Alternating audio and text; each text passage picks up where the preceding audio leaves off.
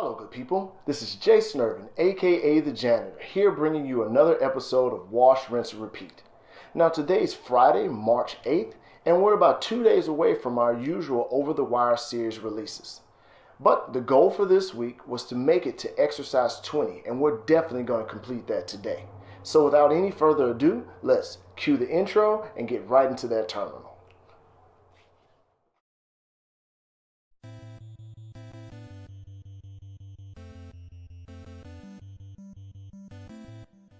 So let's pick up right where we left off, and let's see if we can get to level 20 in under 10 minutes. So let's go ahead and change Bandit 12 to Bandit 13 and log in with the password we just picked up previously from levels 12 to 13. We're in the box. Let's do a ls-al, and we can see that we have a SSH key.private that's here. But if we cat the SSH.private key, you can see that we definitely have a private key that's available to us. The password for the next level is stored in the etc bandit_pass bandit14 and can only be read by user bandit14. For this level, you don't get the next password, but you get a private SSH key that can be used to log into the next level. Localhost is a host name that refers to the machine you are working on. Okay, that's good stuff to know. So let's try to SSH into Bandit 14 using this private key as our pass to get in. So we're going to type SSH Bandit 14 at localhost and input -I the SSH key.private that is here in this folder. It asks us if we trust this, or we sure we want to continue. We type yes, and boom, we're right here at Bandit 14. Let's read what level 14 and 15 has for us. It says the password for the next level can be retrieved by submitting the password of the current level to port 30,000 on localhost. So there's a command I want to teach you here. It's the nc or netcat command. Now netcat can do a lot of things, but in this specific case, we're going to use netcat to connect to port 30,000 on the local host. So we're going to type nc for netcat localhost 30,000. Now it looks like it didn't do anything, but actually it did. So we need to go ahead and paste in the password that we have, and it's telling us we have the wrong password. Let's try this one more time. Did I copy everything right? The password, everything looks fine. So let me go ahead and paste it in one more time, and it's telling me I have the wrong password. So let's do a ls-al. Let's scroll up a little bit and see if I missed something.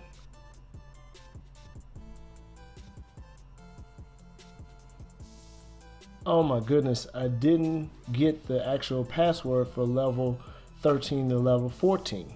Let's go back and read 13 through 14 again. The password for the next level is stored in etc bandit_. That's exactly what I did. I didn't get the password for the previous level. So let's go ahead and cat here to etc bandit_pass and then bandit 14. Silly mistake. Yeah, so let's take this password, or let's take this key, copy it, and let's paste it for levels 13 through 14.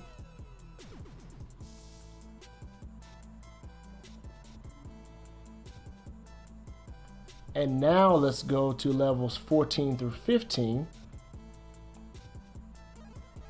and try to netcat the local host on 30,000 again. Hit enter there and paste the new password we have. Hit enter, and there we go. So that was correct, and we just learned how to use netcat to create a session with the local host on a specific port. So now let's make sure we type this in again and type levels 14 through 15 and go ahead and paste in the key or password that we have here. So let's move along, try to get this in 10 minutes. We have Bandit levels 14 through 15, and we have that, so let's go Bandits level 15 through 16. It says the password for the next level can be retrieved by submitting the password of the current level to port 30,001 on localhost using SSL encryption. So Netcat doesn't actually encrypt the connection. And in order to do that, we're going to go ahead and use the OpenSSL, because SSH doesn't do it, Telnet doesn't do it, Netcat, OpenSSL, actually I think is going to be our best bet to doing that. So again, let's go to our man pages. And I said SSH wouldn't do it, but SSH just creates a secure tunnel. So we're not actually creating a connection to send something to. We will be connecting to the system. But OpenSSL is a command line tool that allows us to definitely create a secure connection between two boxes to be able to send input and data back and forth. So we're going to go ahead and type OpenSSL -s underscore client. OpenSSL s underscore client, sorry, OpenSSL s underscore client dash connect, and we're going to connect to the localhost port 30,001. Hit enter there.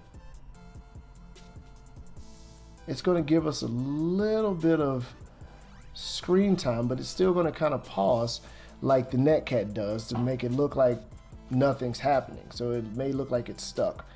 We paste the password in here. We have our new key that we need to copy and paste. And what we learned there was how to utilize OpenSSL to create a secure connection between two computers. So let's move right along to Bandit's level 17 through 18. And it says there are two files in the home directory, password.old and password.new. The password for the next level is in password.new and is the only line that has been changed between password.old and passwords.new. Okay, so this is where we use the diff command. So the diff command will give us what is different between two files. I think I'm moving too fast today because we have not done level 16 through 17. So let's go through Bandit level 16 through 17, and it says the credentials for the next level can be retrieved by submitting the password of the current level to a port on localhost in the range of 31,000 to 32,000. First, find out which of these ports have a server listening on them to find out which of those speak SSL and which don't. There's only one server that will give the next credentials, and the other will simply send back whatever you send to it. Okay, so what we need is Netcat? No, we need Nmap to do this. So let's do a man on Nmap. So type man Nmap, and this tool has a plethora of capabilities. But what we're trying to do is actually get information about two systems. And in order to do that, we're going to type nmap-v for verbose, so it gives us what's happening as it's happening, -s, lowercase s, capital V, and that's going to give us the service versions. And then we're going to go ahead and type -p, the ports that we're interested in, so 31,000 through 32,000. And then we're going to type, we're doing a scan of our local hosts. So local hosts can also be represented by typing 127.0.0.1. Once we hit enter, Nmap's going to do its thing. And you can see right now that it's already discovered two open ports. Ports 31,790 and port 31,518. You can see here at the top here, it shows that one of the ports has a service called SSL Echo, and that should be the one that sends back whatever we send to it. And the second one here is a SSL unknown. But if you look down here, it looks like it's already saying, hey, enter the correct password, and it looks like it's looking for us to give it input. So we're going to go back up to our OpenSSL command, and we're going to change the local host to 31,790 because that's the port that's looking for the password. We're going to go ahead and paste in the passwords from level 15 through 16, hit enter, and we end up with another key. But it does say that that's correct. So let's copy this whole key here.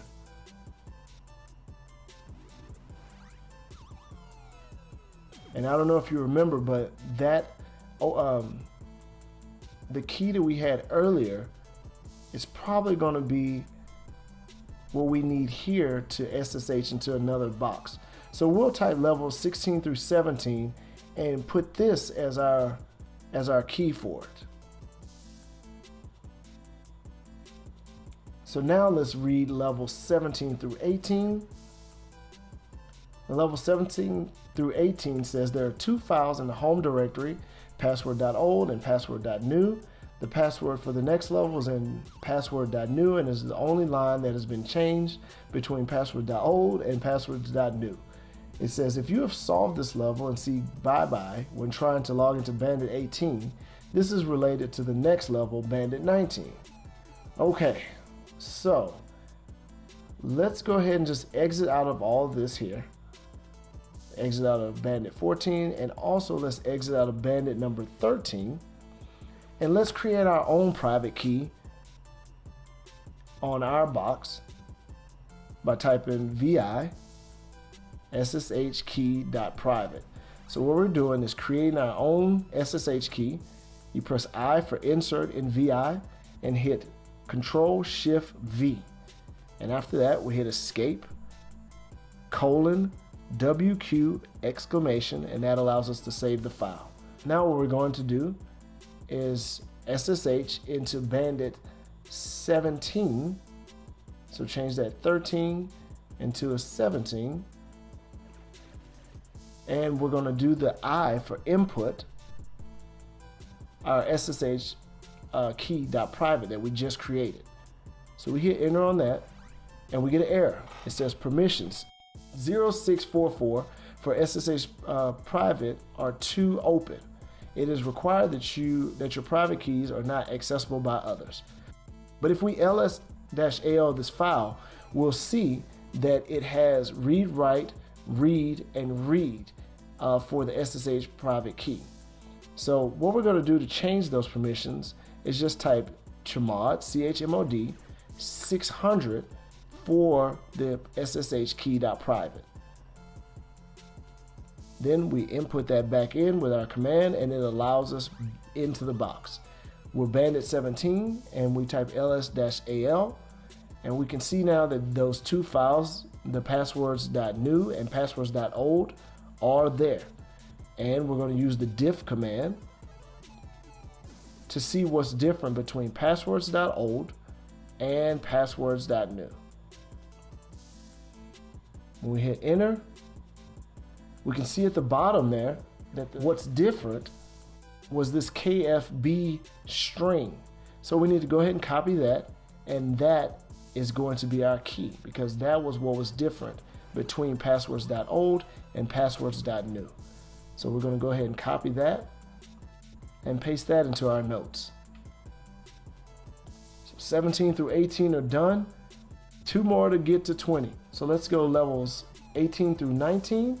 And this one says the password for the next level is stored in a file readme in the home directory. Unfortunately, someone has modified .bashrc to log you out when you log in with SSH. So let's exit out of Bandit 17, and we no longer need that private key because that was for Bandit 17. Let's move over and go from Bandit 17 to Bandit 18, and we'll put in our password we just got, and it looks like we're immediately kicked out just like it told us we would be. We've done SSH, but we have ls and cat as possibilities of commands that could help us. One good thing about not one good thing, but one thing about SSH is that you can actually add a command to the end, and this would bypass a .bashrc file that would try to kick us out. So at the end of our connection, we're just going to add ls and see what we have there. It kicked us out, but it still showed us that there was a readme file in that directory. If we add to that command, take out the ls and add cat, and the README file, we should be able to see, let's see if that works. We should be able to see that after we paste in our password, we should be able to see the password for Bandit level 18. There it is right there. So we're going to copy it and paste that for levels 18 through 19. And we've learned that even though someone tried to disable us from being able to log into the box in the bash RC file, we were still able to display what was in that home directory via SSH. So Bandit levels 19 through 20 says to gain access to the next level, you should use the set UID binary in the home directory. Execute it without arguments to find out how to use it. The password for this level can be found in the usual place, etc bandit_pass, after you have used the set UID binary. Okay. So now we see the binary that's here that they were talking about. When we run it without any arguments, we can see it suggests that we execute the program and type something like ID. So let's do just that.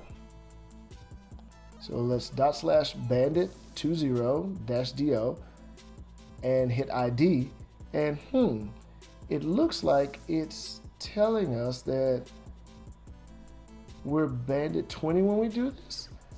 Let's see here. So if we do this command and just say who am I when we run this command, it tells us that we're Bandit 20.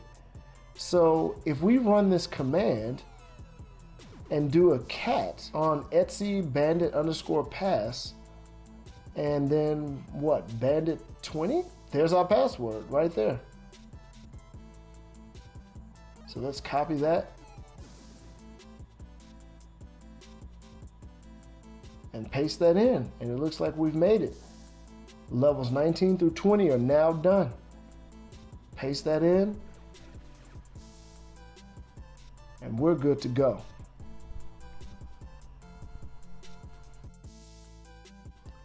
So today's episode went a little longer than expected. I wanted it in 10 minutes. We ended up in about 18 minutes getting everything together and getting us to exercise 20. But we were able to learn a lot of new concepts and commands that included how to utilize SSH Private Keys, how to use Netcat, and how to use OpenSSL to create that secure connection between boxes. We talked about how to Chmod in order to change the permissions of files. We used the Diff command between two files. And finally, we looked at how improperly set UIDs on executable files can be abused and used in ways that weren't expected when the set UID was set. Again, my name is Jason Irvin, aka The Janitor, and I would like to thank you for watching this episode of Wash, Rinse, and Repeat. Always remember, stay focused, never quit.